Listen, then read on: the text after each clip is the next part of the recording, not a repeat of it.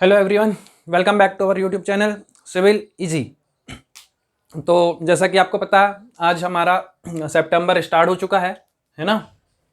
और उम्मीद है आप सब लोगों की पढ़ाई अच्छे से चल रही होगी, है ना। आप लोगों का सबका सिलेबस कंप्लीट हो गया होगा, है ना। जो भी लोग तैयारी कर रहे हैं, मेरे ख्याल से उनके सब्जेक्ट्स जो है मैक्सिमम कंप्लीट हो गए होंगे, या कुछ सब्जेक्ट्स जो है वो बचे होंगे, या एक या दो सब्जेक्ट्स हो सकता है बचे होंगे, है ना। जैसा कि हमने वीडियो डाला था, तो जो भी मेरे हिसाब से चल रहा था, जो मैंने आपको टाइम टेबल दिया था, टाइम टेबल के अकॉर्डिंग जो भी चल रहा था आपका, है ना, उसका तो मेरे ख्याल से सिलेबस कंप्लीट हो गया होगा, है ना। हमारा एक टॉपिक बचा है प्लास्टिक एनालिसिस, वो भी कंप्लीट हो जाएगा आज और कल में, है ना।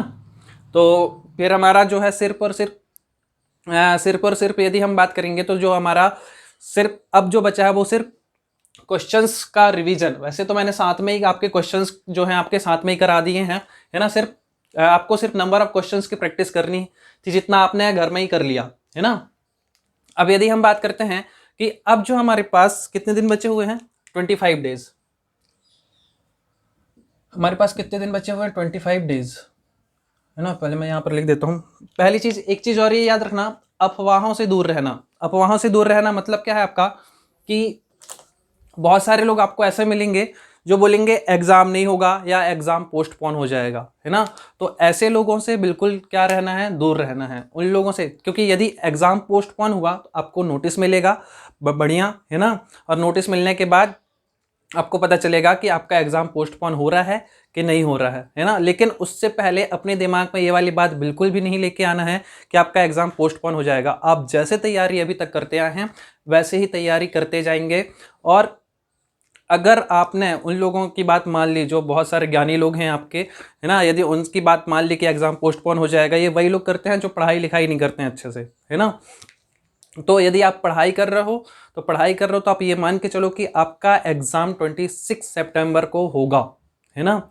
और जब ये एग्जाम हो जाएगा, तो अगर आपने अच्छे से पढ़ाई किया, जितनी आपकी अभी तक की मेहनत है वो सारी आपकी यूज हो जाएगी, है ना। और यदि आपने अभी से अपने दिमाग में ये चीज़ डाल ली कि आपका एग्जाम पोस्टपोन हो जाएगा, अभी नहीं होगा, तो आपकी जो भी तैयारी है वो भी आपकी क्या हो जाएगी, खराब हो जाएगी, है ना। तो सबसे पहले ऐसे लोगों से, ऐसे ज्ञानी लोगों से दूर रहना जो कि बोल रहे हैं कि एग्जाम क्या हो जाएगा, पोस्टपोन हो जाएगा। यदि पोस्टपोन हो गया तो बहुत अच्छा है, आपको और ज़्यादा टाइम मिल जाएगा क्वेश्चन प्रैक्टिस करने का, है ना। लेकिन यदि एग्जाम पोस्टपोन नहीं हुआ और आपने अपने दिमाग में ये चीज़ डाल ली कि एग्जाम पोस्टपोन हो जाएगा, तो फिर आपको प्रॉब्लम हो जानी है ना। क्योंकि आपको ये पता है कि जो आपका एग्जाम है वो सिर्फ अभी नहीं होना, 26 सितंबर को भी नहीं है, आपका जो एग्जाम है वो आपका दिसंबर में भी होना है। तो आप जितने अच्छे से तैयारी करते जाओगे, अभी से आप जितनी अच्छे से प्रैक्टिस करोगे और जितनी अच्छी प्रैक्टिस के साथ 26 सितंबर का पेपर दोगे, उतना ही अच्छा आप दिसंबर वाला पेपर भी दे पाओगे, है ना। क्योंकि आप किसी भी कंडीशन में आप दिसंबर का पेपर तो देने वाले हो, यदि एग्जाम दिसंबर में होता है तो, है ना। नहीं तो आपका ये वाला पेपर भी बिगड़ेगा और आने वाला पेपर भी बिगड़ जाएगा। तो इसलिए ऐसे लोगों से दूर रहना जो बोल रहे हैं कि एग्जाम पोस्टपोन हो जाएगा तो बहुत अच्छी बात है ना। जब नोटिस आएगा तो हमको पता लग जाएगा, है ना। तो ऐसी चीज़ों से दूर रहना, अपनी पढ़ाई को कंटिन्यू करते जाना। और मेरे ख्याल से तो आज आपका यदि बात करें तो हमारा सितंबर स्टार्ट हो गया है, आपकी सारी तैयारी हो गई होगी, आपने सारे क्वेश्चंस भी प्रैक्टिस कर लिए होंगे।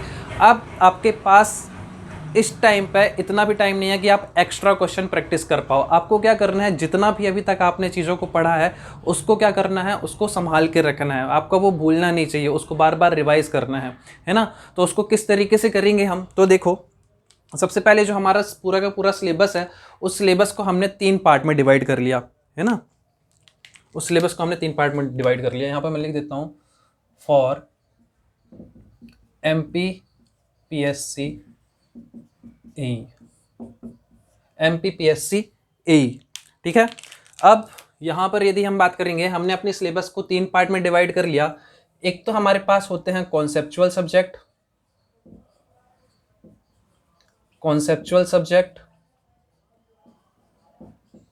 ठीक है। उसके बाद यदि हम बात करते हैं तो नेक्स्ट है हमारे पास थ्योरेटिकल सब्जेक्ट,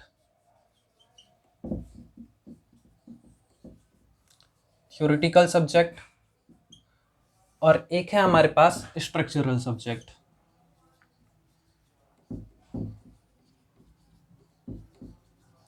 आपने सारे सब्जेक्ट पढ़ लिए हैं, आपको मैंने आपका जो सिलेबस है उसको 3 पार्ट में डिवाइड कर दिया।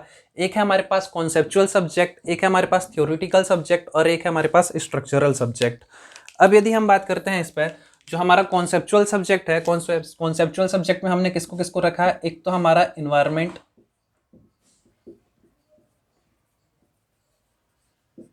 Environment engineering. सेकेंड चीज हमने जो रखी हुई है वो किसको रखा हुआ है, सॉइल मैकेनिक्स या जियोटेक इंजीनियरिंग। और तीसरा जो हमारा कॉन्सेप्चुअल सब्जेक्ट है वो हमारा फ्लूइड मैकेनिक्स। ठीक है, ये 3 हमारे ऐसे सब्जेक्ट हैं जो कि हमारे कैसे होते हैं, कॉन्सेप्चुअल सब्जेक्ट। ठीक है, नेक्स्ट यदि हम बात करते हैं थियोरेटिकल सब्जेक्ट में, तो थियोरेटिकल सब्जेक्ट में हमारे पास क्या आता है, एक तो हमारे पास हो जाएगा water resource engineering, water resource engineering. अब वाटर रिसोर्स इंजीनियरिंग में भी हम यदि बात करते हैं तो इस पर 2 पार्ट हैं आपका, जैसा कि हमने देखा हुआ पहले से। एक होता है हमारे पास इरिगेशन और एक हमारे पास होता है हाइड्रोलॉजी। नेक्स्ट यदि हम बात करते हैं तो नेक्स्ट हमारा जो है, यदि हम बात करेंगे तो हमारा ट्रांसपोर्टेशन इंजीनियरिंग, ट्रांसपोर्टेशन इंजीनियरिंग में यदि हम बात करें तो इसको हमने 3 पार्ट में डिवाइड किया है। एक तो हमारे पास है क्या, हाईवे इंजीनियरिंग, एक है हमारे पास एयरपोर्ट इंजीनियरिंग और एक है हमारे पास ब्रिज इंजीनियरिंग। नेक्स्ट सब्जेक्ट की यदि हम बात करते हैं तो नेक्स्ट सब्जेक्ट है हमारे पास रेलवे इंजीनियरिंग और नेक्स्ट सब्जेक्ट है हमारे पास सीपीएम। और इस सीपीएम में भी हमारे 3 पार्ट हैं, एक है हमारे पास मटेरियल, एक है हमारे पास एस्टिमेशन और एक पार्ट है हमारे पास प्लानिंग वाला। ठीक है, ये हमारे कैसे सब्जेक्ट हैं, थ्योरेटिकल सब्जेक्ट हैं। नेक्स्ट यदि हम स्ट्रक्चरल सब्जेक्ट की बात करते हैं तो स्ट्रक्चरल सब्जेक्ट में हमारे पास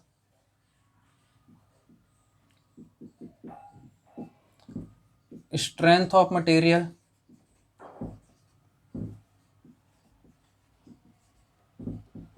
नेक्स्ट यदि हम बात करते हैं स्ट्रेंथ ऑफ मटेरियल में यहाँ पे थ्योरी ऑफ स्ट्रक्चर भी आ जाएगा, है ना, इसी पे इंक्लूड है। नेक्स्ट यदि हम बात करते हैं तो नेक्स्ट सब्जेक्ट है हमारे पास आरसीसी, रिइंफोर्समेंट सीमेंट कंक्रीट। और नेक्स्ट जो हमारे पास सब्जेक्ट है वो है हमारे पास स्टील, है ना। तो हमने अपने सब्जेक्ट्स को कुछ इस तरीके से क्या कर लिया, डिवाइड कर लिया 3 पार्ट में। हमने अपने सब्जेक्ट्स को 3 पार्ट में डिवाइड कर लिया,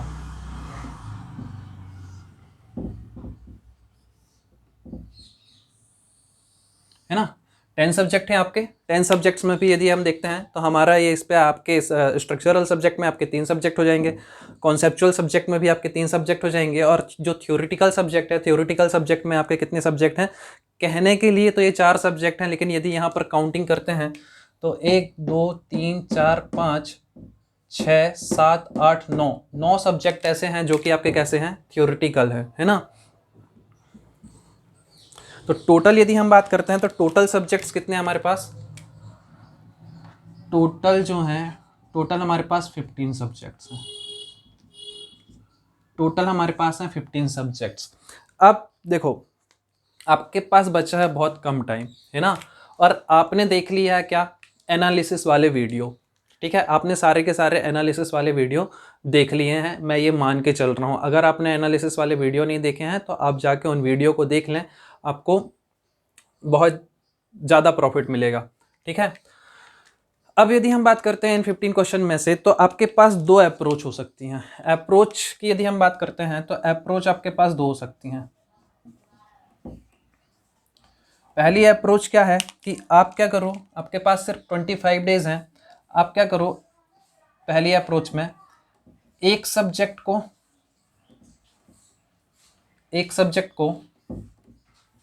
2 दिन पढ़ो, है ना। कुछ सब्जेक्ट छोटे भी हैं तो आपके आसानी से 25 डेज में हो जाएंगे। पहली अप्रोच तो ये है। है ना। दूसरी अप्रोच जो मैं बता रहा हूँ वो है आपकी, आपको क्या करना है, 3 सब्जेक्ट पकड़ने हैं, 3 सब्जेक्ट पकड़ने हैं और इनको कंप्लीट करना है 3 सब्जेक्ट को 5 दिन में। अब कैसे, देखो जैसे आपने यहाँ पर क्या किया, इन्वायरमेंट इंजीनियरिंग उठाई, आपने यहाँ पर इन्वायरमेंट इंजीनियरिंग उठा ली। तो जब यहाँ पे आपने इन्वायरमेंट इंजीनियरिंग उठाई है तो आपने क्या किया, यहाँ पे आरसीसी को उठा लिया साथ में, क्योंकि आपको पता है आरसीसी और स्टील में आपको कोडल प्रोविज़न पढ़ने हैं, है ना। मैक्सिमम आपको पढ़ना क्या है, कोडल प्रोविज़न पढ़ना है। तो आपने क्या किया, यहाँ पे इन्वायरमेंट इंजीनियरिंग उठाया, आरसीसी उठा लिया यहाँ से, और यहाँ से आपने क्या कर लिया, कोई भी एक सब्जेक्ट उठा लिया, ठीक है। क्योंकि अब आपके पास ज़्यादा टाइम नहीं है ना। आपने इन्वायरमेंटल इंजीनियरिंग उठा ली, आपने वाटर रिसोर्स उठा लिया, और आपने रीइंफोर्समेंट सीमेंट कंक्रीट उठा लिया। स्ट्रेंथ ऑफ मटेरियल जो है एक ऐसा सब्जेक्ट है, यदि आपको अभी तक आता था तो बनेगा ही बनेगा, और अगर स्ट्रेंथ ऑफ मटेरियल आपको नहीं आता था या अभी तक आपने नहीं सीखा तो किसी भी हाल में अब 1 महीने में नहीं बनेगा, है ना। या तो फिर आप सिर्फ स्ट्रेंथ ऑफ मटेरियल ही पढ़ो 1 महीने, है ना। तो स्ट्रेंथ ऑफ मटेरियल और थ्योरी ऑफ स्ट्रक्चर एक ऐसा सब्जेक्ट है कि आपने अगर पहले से पढ़ा हुआ है, नंबर ऑफ क्वेश्चंस की प्रैक्टिस की हुई है, तो आपसे स्ट्रेंथ ऑफ मटेरियल वाला जो टॉपिक है या जो सब्जेक्ट है वो आपसे ईजिली बन जाएगा, कोई ज़्यादा दिक्कत नहीं होगी, है ना। ऐसे ही यदि यहाँ पर आरसीसी और स्टील की बात करें तो आरसीसी और स्टील ऐसे हैं कि आपको समझ में आ गए होंगे लेकिन चीज़ें याद नहीं होंगी, आपको कोडल प्रोविज़न याद नहीं होंगे। तो आपको क्या करना है, आपको आरसीसी और स्टील के कोडल प्रोविज़न याद करने हैं, है ना। तो सबसे पहले सपोज दैट आपने क्या किया, आपने उठा लिया इन्वायरमेंट इंजीनियरिंग, प्लस यहां से आपने उठा लिया वाटर रिसोर्स इंजीनियरिंग, प्लस यहां से आपने उठा लिया आरसीसी, ठीक है। अब यहां पर क्या करना है आपको, आपके पास इन सब्जेक्ट्स को कंप्लीट करने के लिए 5 दिन है, ठीक है। तो इन 5 दिन में आपको क्या करना है, जो बताया है ना, जो बताया है, मतलब आपने देखा होगा इन्वायरमेंट इंजीनियरिंग का एनालिसिस देखा है, वाटर रिसोर्स इंजीनियरिंग में इरिगेशन वाला पार्ट आपका इजीली आपका कितना 3 दिन में कंप्लीट हो जाएगा, और हाइड्रोलॉजी वाला पार्ट आपका 2 दिन में कंप्लीट हो जाएगा, है ना। आरसीसी की यदि हम बात करें तो इजीली आपको क्या करना है, जो भी आपके 7 to 8 टॉपिक्स हैं उनको क्या कर लेना है 5 दिन में डिवाइड कर देना है, और उस हिसाब से क्या करना है, इनको कंप्लीट करना है 5 दिन में। अब जैसे यदि हम बात करें तो इन्वायरमेंट इंजीनियरिंग कॉन्सेप्चुअल सब्जेक्ट है, तो यहाँ पर वो टॉपिक उठाने हैं जिनसे क्वेश्चंस ज़्यादा आए हैं। जो या तो पहले दिन आपको क्या करना है, पहले दिन आपको क्या करना है, इन 5 दिन में से पहले दिन आपको वो टॉपिक उठाना है जो ज़्यादा डिफिकल्ट है, जो आपने पहले पढ़ा हुआ है लेकिन आपको टफ लग रहा था, आपने उसको रिवाइज नहीं किया है। तो आप क्या करो, जो सबसे पहली चीज़, तो जो सबसे ज़्यादा इंपॉर्टेंट टॉपिक है, जो टॉपिक वाइज एनालिसिस किया था वहाँ पर देखा था जो सबसे ज़्यादा इंपॉर्टेंट टॉपिक है उसको करना है आपको पहले 3 दिन। उन 3 टॉपिक को आपको करना है स्टार्टिंग के 3 दिन। उसके बाद जो आपका बचेगा 2 दिन, उसमें आपको इन टॉपिक को रिवाइज भी करना है और जो बचे हुए टॉपिक हैं उनको भी कंप्लीट करना है, ठीक है। ऐसे यदि हम वाटर रिसोर्स इंजीनियरिंग की बात करें तो वाटर रिसोर्स इंजीनियरिंग में इरिगेशन, देखो इरिगेशन का जो टफेस्ट वाला पार्ट था वो मैंने कंप्लीट करा दिया है ना। आपका 3 to 4 आवर्स का मेरे ख्याल से वो कम होगा आपका, और उसको मैंने कंप्लीट करा दिया। अब जो बची हुई थी सिर्फ सारी की सारी थ्योरी बची हुई थी, उस थ्योरी को आपको क्या करना है, उसके लिए मैंने आपके पीडीएफ में इरिगेशन के कंप्लीट नोट्स जो है मैंने टेलीग्राम चैनल पर सेंड कर दिए हैं। आप वहाँ से उसको डाउनलोड कर लो, और डाउनलोड करने के बाद उसका प्रिंट निकाल लो और उसको क्या कर सकते हो, पढ़ सकते हो, है ना। तो आप एक ही दिन में इरिगेशन का आप क्या करो, इरिगेशन के एक ही दिन में क्या करो, 1 या 2 दिन में जो वीडियो आप कंप्लीट कराए हैं आपके, वो वीडियो कंप्लीट कर लो, और बचेगा आपका 1 दिन। तो उस 1 दिन में आपको क्या करना है, उस पर जो रिमेनिंग पोर्शन है उसको आपको कंप्लीट कर लेना है। थ्योरी है छोटी सी, वो थ्योरी आपकी क्या हो जाएगी, कंप्लीट हो जाएगी, ठीक है। वो थ्योरी आपकी क्या हो जाएगी, कंप्लीट हो जाएगी। नेक्स्ट यदि हम बात करते हैं आरसीसी में, तो आरसीसी में आपको क्या करना है, 5 दिन तक, आप 5 दिन में इजीली आप आरसीसी को कंप्लीट कर सकते हो यदि डेली आपने आरसीसी को 2 आवर भी दिया, है ना। 2 आवर भी, या बोल सकते हैं 1 आवर भी आप आरसीसी को पढ़ोगे तो कोडल प्रोविजन पढ़ने में ज़्यादा टाइम नहीं लगेगा, सिर्फ 1-2 बार रिवाइज कर लेना। और एक चीज़ और याद रखना कि जब आप चीज़ों को पढ़ रहे हो तो पढ़ने के बाद चीज़ों को मेमोराइज करके शॉर्ट में खुद भी लिखने की कोशिश करो, है ना। तो इस तरीके से मैंने बता दी आपको, सिर्फ 5 दिन में आपको क्या करना है, 5 दिन में 3 सब्जेक्ट आपको कंप्लीट करने हैं, है ना। अब वो कैसे कंप्लीट करने हैं वो आसानी से आपका कंप्लीट हो जाएगा। फिर 5 दिन के बाद आपको क्या करना है, फिर आपको फिर यहाँ से 3 सब्जेक्ट उठाने और उनको कंप्लीट करना है। अब क्या होगा कि एग्जाम आते आते तक इतना सारा दिमाग में बर्डन हो जाएगा कि आपको लगेगा कि कोई ना कोई सब्जेक्ट छोड़ दूँ। अब कोई ना कोई जब आप सब्जेक्ट छोड़ोगे तो मैं आपसे ये बोलूँगा कि आप ऐसा कोई भी सब्जेक्ट मत छोड़ना जो कि पूरा का पूरा हो। जैसे यदि आप बोलो फ्लूइड मैकेनिक्स, बहुत सारे लोग फ्लूइड मैकेनिक्स छोड़ के चले जाते हैं, बोले टफ होता है तो फ्लूइड मैकेनिक्स छोड़ दिया, या बोल दिया बोले इन्वायरमेंटल इंजीनियरिंग टफ लगती है तो बोले इन्वायरमेंटल पूरी छोड़ के चले गए, तो फिर आप पूरे एग्जाम से भी बाहर हो गए, है ना। तो आपके यदि दिमाग में आता है कि मैं कोई सा सब्जेक्ट छोड़ के जाऊं, तो आप छोड़ना सब्जेक्ट किस में से, इस थ्योरेटिकल सब्जेक्ट में से। कैसे?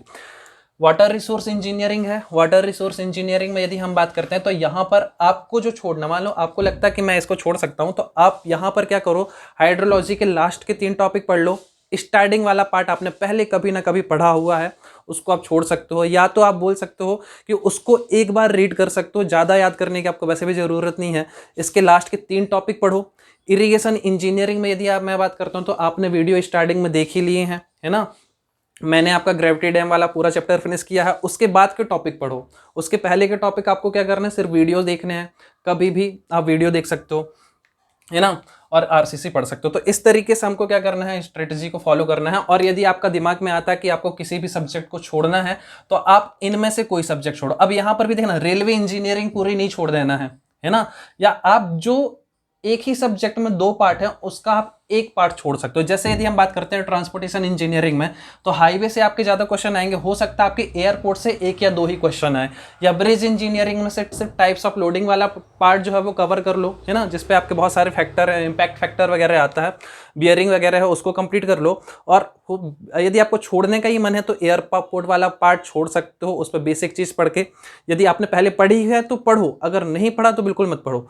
ब्रिज इंजीनियरिंग नहीं पढ़ी आप छोड़ सकते हैं, है ना। जैसे यहाँ पर सीपीएम की यदि हम बात करते हैं तो आप पूरा का पूरा मटेरियल वाला पार्ट पहले यदि पढ़ा हुआ तो ठीक है, मटेरियल वाले पार्ट में सीमेंट और कंक्रीट पढ़ लो, बाकी आप छोड़ सकते हो, है ना। लेकिन अब आपने पहले पढ़ा, अब आप बोलोगे, क्योंकि ये ऐसे सब्जेक्ट है जिनको आप पढ़ोगे तो टाइम तो लगेगा। नेक्स्ट यहाँ पर प्लानिंग, जैसे सीपीएम में यदि हम बात करते हैं प्लानिंग वाले पार्ट में, तो आपका क्रिटिकल पाथ मेथड होती है ना। क्रिटिकल पाथ मेथड हो गई, है ना, पार्ट हो गई आपकी, तो उन मेथड्स को तो कंप्लीट करना है। तो इस मेन वाले पार्ट को मत छोड़ देना। आप एस्टिमेशन का टेंडर वाला पार्ट छोड़ सकते हो, टेंडर एंड कॉन्ट्रैक्ट वाला पार्ट छोड़, एक ही क्वेश्चन जाएगा। लेकिन यदि आपने पूरा एक ही सब्जेक्ट छोड़ दिया तो आपके 7 से 8 क्वेश्चन चले जाएंगे। अब जैसे यदि हम बात करते हैं सीपीएम की, तो सीपीएम से मान लो 8 to 10 क्वेश्चन आ रहे हैं, तो इस पे से आपके 6 क्वेश्चन तो आएंगे ही आएंगे प्लानिंग वाले पार्ट से। 2 क्वेश्चन आपके एस्टिमेशन से हो सकता आ जाए और 2 क्वेश्चन आपके किससे आ जाए, मटेरियल से आ जाए। तो आपको इस तरीके से रखना कि आप ये थ्योरेटिकल सब्जेक्ट का कोई एक सा पार्ट छोड़ो। आप ये मत करना कि स्टील पूरा छोड़ के चलेगा। यदि आपने पूरा स्टील छोड़ दिया तो आपके पूरे के पूरे 8 क्वेश्चन वो जो है चले जाएंगे। लेकिन आप यदि यहाँ पे किसी एक पार्ट को छोड़ते हो तो आपके ज़्यादा से ज़्यादा 1 मार्क्स या 2 मार्क्स का आपका लॉस होगा, है ना। तो मैं ये बोल रहा हूँ, इनमें से ऐसा कोई भी सब्जेक्ट मत छोड़ देना जो कि आपको सीधे सीधे से एग्जाम से बाहर करा दे, ठीक है। किस तरीके से आपको सिलेबस कंप्लीट करना है ये चीज समझ में आ गई। आप जब देखोगे तो आपके क्या हो जाएगा, 5 दिन में आपका ये सब्जेक्ट, 5 दिन में आपका ये सब्जेक्ट, और 5 दिन में आपका ये सब्जेक्ट, और यहां से भी फिर भी आपके 15 डेज में आपके ये 3 सब्जेक्ट कंप्लीट हो जाएंगे। फिर भी आपके पास कितने सब्जेक्ट बचेंगे, 10 डेज बचेंगे फिर भी आपके पास, है ना। इन 10 डेज में आपको फिर से एक बार रिविजन करने का मौका मिल जाएगा, है ना। नेक्स्ट यदि हम बात करते हैं, ये तो होगी टेक्निकल की बात। अब बात करते हैं नॉन टेक्निकल। अच्छा, एक चीज और याद रखना, एक चीज और याद रखना, अब आपको क्या करना है, क्वेश्चंस की प्रैक्टिस जिस भी बुक से कर रहे थे, क्वेश्चन प्रैक्टिस नहीं करनी है। अब बोले ये कैसे बोल दिया मैंने, क्वेश्चन प्रैक्टिस नहीं करनी है मतलब क्या है कि अब आपको क्या करना है, जिस भी बुक से अभी तक आपने क्वेश्चंस पढ़े हुए हैं यहाँ वहाँ यदि उनको लिखा हुआ है तो अब आप उनको ढूंढोगे, टाइम लगेगा। आपको क्या करना है, क्वेश्चन प्रैक्टिस जो भी अभी बुक से कर रहे थे वो अब नहीं करनी है। आपको इस तरीके से शेड्यूल फॉलो करना है, क्योंकि आप इसी को पढ़ोगे तो आपका टाइम निकल जाएगा। क्योंकि आप चीज़ों को, आपको जितना पढ़ना था पढ़ लिया, अब आपको चीज़ों को रिवाइज करना है 1 महीना, क्योंकि 1 महीना बहुत कम होता है इतनी सारी चीज़ों को मेमोराइज करके रखना, है ना। तो जो नंबर ऑफ क्वेश्चंस के अभी तक आप प्रैक्टिस कर रहे थे पर डे 100 क्वेश्चन, वो नहीं करना है आप, है ना। क्वेश्चंस की प्रैक्टिस को बंद कर देना है। तो क्या करना है, आपको लगाना है टेस्ट सीरीज। अब बहुत सारे लोगों का क्वेश्चन तो यही है कि टेस्ट सीरीज कौन सी ले लें। तो अभी तक जो चेक किया है मार्केट में ऐसी टेस्ट सीरीज नहीं है जो कि बहुत अच्छी है जिसको लगा के आपको क्या मिले, प्रॉफिट मिले, है ना। तो आपको क्या करना है, आपको तो क्वेश्चंस की प्रैक्टिस करनी है। तो आप क्या करो, प्रीवियस ईयर एई की बुक लेके आओ, है ना। प्रीवियस ईयर एई की बहुत सारे स्टेट में जो यहाँ वहाँ जो भी पेपर हुए हैं असिस्टेंट इंजीनियर के, उस बुक को लेकर आओ और उस बुक से आपको पर डे क्या करने हैं, पर डे 2 टेस्ट लगाने हैं। उस बुक से आपको क्या करना है, पर डे 2 टेस्ट लगाने हैं, पर डे 2 टेस्ट लगाने हैं। और ये भी याद रखना है कि उसको करने के लिए आपको क्या करना है, सिर्फ एक टेस्ट जब आप कर रहे हो तो आपको कितना टाइम देना है, 2 आवर देना है, ठीक है। जिससे आपके यहाँ पर जो आप यहाँ पर क्वेश्चन की प्रैक्टिस कर रहे थे, उन क्वेश्चन प्रैक्टिस की जगह अब आप ये करोगे 100 क्वेश्चंस के आपको 2 सेट लगाने हैं। जब आप 2 सेट लगाओगे तो आपका क्या हो जाएगा, 4 आवर ये चला जाएगा, 4 आवर्स यहाँ पे ये चले जाएंगे आपको। तो आपकी क्वेश्चंस की प्रैक्टिस ही होगी क्योंकि अभी तक आपने ये सारे सब्जेक्ट्स पढ़ लिए हैं। अब यदि आपने इन क्वेश्चंस को, क्योंकि ये मिक्स क्वेश्चन रहेंगे, अभी से आदत हो जाएगी तो जब आप एग्जाम में बैठोगे टेंशन नहीं रहेगी आपको। तो 2 टेस्ट आपको डेली लगाने हैं। अच्छा, उसके बाद जो क्वेश्चन बन रहे हैं बहुत अच्छा है, जो क्वेश्चन नहीं बन रहे हैं उसको तुरंत कॉपी में जाना है, वहाँ पर ऐड कर लेना है, ठीक है। तो ऐसे करते करते यदि आप बात करोगे तो 25 × 100, तो ऐसे आप यदि बात करोगे तो आपको 2 टेस्ट डेली लगाने हैं। तो आप खुद ही सोच लो, या आप 2 टेस्ट नहीं भी लगाते हो, आपको इतना टाइम नहीं है तो आप 1 टेस्ट तो डेली लगाओ ही, 1 टेस्ट डेली प्रीवियस ईयर की बुक से। क्योंकि अभी तक जो यदि देखा मैंने, टेस्ट सीरीज काम की नहीं है ना। आपको क्या करना है, प्रीवियस ईयर की एई की स्टेट के जो एई के एग्जाम होते हैं वो बुक लेकर आनी है और उस बुक से आपको क्या करना है, प्रीवियस ईयर के पेपर लगाने हैं। उससे आप क्या करोगे, जब आप खुद से क्वेश्चंस लगाओगे तो आपके कैलकुलेशंस को तेज करने की कैपेसिटी बढ़ेगी। आप क्या करोगे, खुद हाथ से ही क्वेश्चंस को सॉल्व करोगे तो उससे क्या होगा, कैलकुलेटर रहेगा नहीं आपके पास, आपको कैलकुलेटर लेके नहीं बैठना, खुद से ही प्रैक्टिस करनी है। आपको क्या करना, रफ कॉपी लेके बैठना है और बुक से आपको पेपर निकालना है और पेपर निकालने के बाद लग जाना सॉल्व करने पे। आपको 2 घंटे के अंदर उस क्वेश्चन को, उस पेपर को आपको सॉल्व कर लेना है और आधे घंटे में एनालिसिस कर लेना है। जो क्वेश्चन नहीं बन रहा है नोट्स में जाके तुरंत ऐड कर देना है। तो इस तरीके से आपने 100 क्वेश्चन डेली लगा लिए, है ना। उसके बाद आपने ये सब्जेक्ट्स ही पढ़ लिए। अब जब आप डेली डेली क्वेश्चंस लगाओगे तो आपको प्रॉफिट ये मिलेगा कि आपके ये सारे सब्जेक्ट क्या हो रहे हैं, कवर हो रहे हैं, है ना। जो सब्जेक्ट आप पढ़ रहे हो, अब इस पे भी आपको प्रॉफिट ये है कि जो सब्जेक्ट आप पढ़ रहे हो उसमें आपको ये समझ में आ जाएगा कि आपको उस टॉपिक के क्वेश्चन बन रहे हैं कि नहीं बन रहे हैं, है ना। अब जैसे आपने एनवायरनमेंट, वाटर रिसोर्स और आरसीसी स्टार्ट किया तो आपको उसके क्वेश्चन तो बनने ही चाहिए। यदि आपके 5 दिन कंप्लीट हो गए हैं तो आपको इस टॉपिक के क्वेश्चन तो बनने ही चाहिए। और जो बाकी हैं तो वो आप जब क्वेश्चन लगाते जाओगे तो वो नोट्स में आपके क्या होते जाएंगे, वो क्वेश्चन आपके ऐड होते जाएंगे। यहाँ तक ये जो सारी प्रोसेस हो गई है तो हमारी हो गई किसके लिए, टेक्निकल के लिए। अब यदि हम बात करते हैं, अब आप बोलोगे सर टेस्ट सीरीज रहती तो उसमें तो नॉन टेक वाला पोर्शन भी रहता तो उससे प्रॉफिट हो जाता। आपको नहीं करना, आपको मैं बोल रहा हूँ नहीं करना। आपको क्या करना है, नॉन टेक के लिए, नॉन टेक के लिए आपको क्या करना है, मेरे ख्याल से सबने क्या क्या कर लिया, जितना भी एमपी है उसको कंप्लीट कर लिया होगा। कुछ लोगों के कुछ टॉपिक बचे होंगे और कुछ लोग ऐसे ज्ञानी होंगे जिनने अभी तक एमपी उठाई नहीं है ना। तो आप अगर उनमें से हैं तो फिर रहने दो, है ना।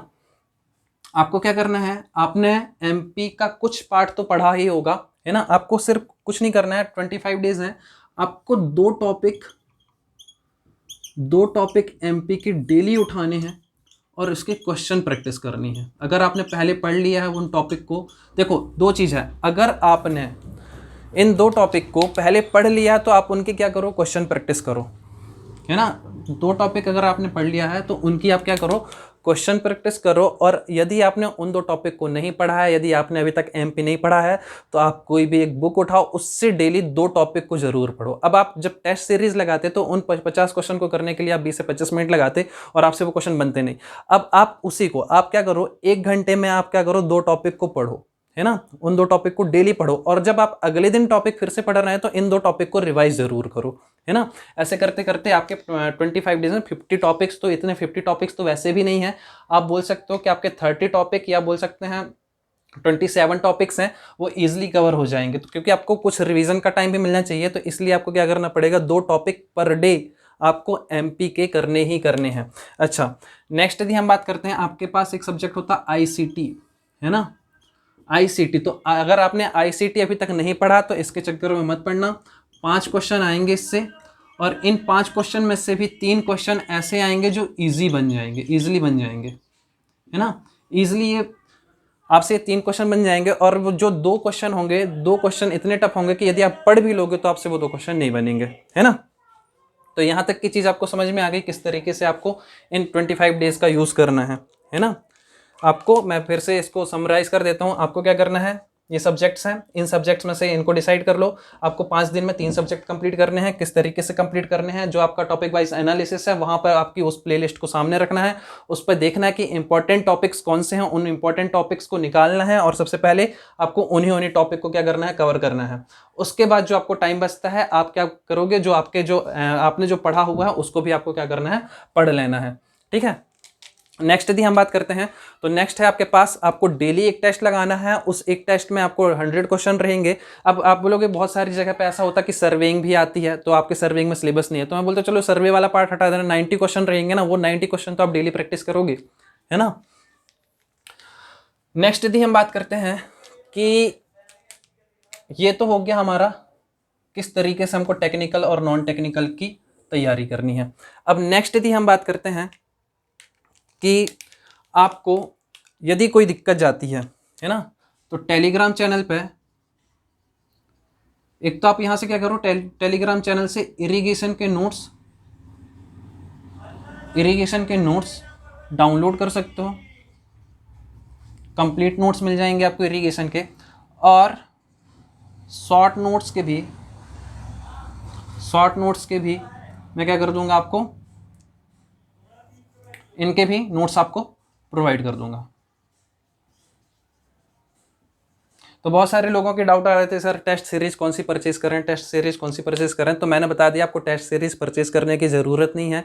आप जाओ प्रीवियस ईयर एई की बुक उठाओ और उससे आप क्या करो, क्वेश्चंस की प्रैक्टिस करो, तो आपको क्या मिल जाएगा, प्रॉफिट मिल जाएगा। क्वेश्चंस को कैलकुलेशंस आप अभी से करने लगोगे तो आपको ही प्रॉफिट मिलेगा एग्जाम में, है ना। तो मेरे ख्याल से यहाँ तक की चीज़ें समझ में आ गई होंगी, है ना। नेक्स्ट, अगर किसी को और कोई भी डाउट होता है तो वो पूछ सकते हो कमेंट सेक्शन पे, है ना। आपका टॉपिक वाइज एनालिसिस का भी वीडियो आपका फ्लूइड मैकेनिक्स का आ जाएगा, ठीक है। जो मैंने बताया उसका स्क्रीनशॉट आपने ले लिया होगा। नेक्स्ट, यदि और कोई भी डाउट हो,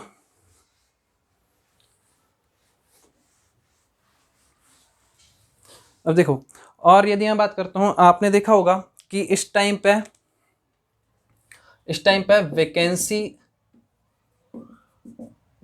अलग अलग स्टेट की वैकेंसियां आ रही हैं, है ना। कि जैसे यदि बात करो यूपी एई की वैकेंसी आ गई, यूके की वैकेंसी आ गई, तो मैं आपको ये बोलूँगा कि आप जिस एग्ज़ाम की तैयारी कर रहे हैं, जैसे यदि मैं बात कर रहा हूँ कि आप MPPSC की तैयारी कर रहे हैं, तो आप यहाँ वहाँ अदर स्टेट के लिए भटकने मत जाओ, है ना। अब बहुत सारे लोग बोलेंगे, ये मेरा मत है, क्योंकि आपको पता है कि आप जैसे यदि बात करते हैं जैसे राजस्थान, तो राजस्थान वाले की यदि राजस्थान, क्योंकि सिविल इंजीनियरिंग तो चेंज नहीं हो रही है तो ठीक है, लेकिन यदि हम बात करते हैं कि आपने MPPSC के लिए MP में इतनी मेहनत की है, क्या आप राजस्थान जेई का एग्ज़ाम देने जाओगे तो राजस्थान के लिए इतनी मेहनत करोगे? और फिर आप आज के टाइम पर कट ऑफ देख ही रहे हैं, आप यदि यहाँ पर 20 क्वेश्चंस भी नहीं कर पाए, यदि आप 15 क्वेश्चन भी नहीं कर पाए, तो आप ऑलरेडी बाहर हो जाओगे। तो आप जितनी जगह की वैकेंसी आती है ना, वहाँ से उस फॉर्म को लेकर भटकना बंद कर दो। आप जिस एग्ज़ाम की तैयारी कर रहे हैं उसी एग्ज़ाम के लिए फोकस रहो। अभी MPPSC में 70 to 72 वैकेंसी हैं, ठीक है। अगर आप MPPSC की तैयारी कर रहे हो तो आप जम के इसी वैकेंसी के लिए तैयारी करो, और फिर आगे फिर से आपकी वैकेंसी आएगी, क्योंकि आप जितना भटकोगे उतनी देर में आपका क्या होगा, सिलेक्शन होगा। ना तो आप यहाँ के बचोगे, ना तो आप अपने स्टेट के एग्ज़ाम के बचोगे। तो ये याद रखना, आप यदि MP के एग्ज़ाम की तैयारी कर रहे हैं तो आप सिर्फ MP के एग्ज़ाम पे ही फोकस करो। हाँ, आप साथ में गेट की तैयारी कर सकते हो, कोई दिक्कत नहीं है। आप ESE की तैयारी कर सकते हो, कोई दिक्कत नहीं है ना। ESE तो ठीक है, गेट की तैयारी कर सकते हो, है ना। SSC JE की भी तैयारी कर सकते हो, क्योंकि SSC JE का लेवल MPPSC AE के लेवल से ज़्यादा नहीं होता है ना। हाँ, कुछ सब्जेक्ट SSC में आपके बढ़ जाते हैं, जैसे यदि हम बात करते हैं सर्वेइंग हो गया, है ना, सर्वेइंग बस एक ऐसा सब्जेक्ट है मेरे ख्याल से, और हाँ सर्वे बस आपको एक्स्ट्रा पढ़ना पड़ेगा, बाकी सारा सिलेबस तो हमारा इसी के जैसा ही है ना। तो मैं एक ही चीज़ बोलूँगा कि जिस एग्ज़ाम के लिए आप तैयारी कर रहे हो, अदर स्टेट की ये वैकेंसी आ गई, वो वैकेंसी आ गई, जेई की वैकेंसी आ गई, उसके लिए भागना छोड़ दो। फॉर्म भरना है, एग्ज़ाम देने जाना है, आप एग्ज़ाम देने जाओ, है ना। लेकिन आपका जो मेन फोकस है उस एग्ज़ाम पे आपका फोकस रहना चाहिए। यदि आपका फोकस MPPSC AE है तो वो 5 वैकेंसी आए, 10 वैकेंसी आए या 100 वैकेंसी आए, आपको उसी एग्ज़ाम को ही क्रैक करना है ना। तो आपको इस तरीके की तैयारी करनी है। नेक्स्ट यदि हम बात करते हैं तो और मैंने बता ही दिया आपको कि आपको क्या करना है। जो लोग आपसे बोलते हैं कि एग्ज़ाम पोस्टपोन होगा, उन सारे लोगों से आपको क्या रहना है, दूर रहना है। तो और यदि कोई भी डाउट होता है आपको तो कमेंट सेक्शन में बता सकते हैं, है ना। मन लगा के पढ़ाई करते रहो। अगर वीडियो अच्छा लगता है तो चैनल को लाइक ज़रूर करना, है ना, शेयर करना और सब्सक्राइब करना। Okay, thank you.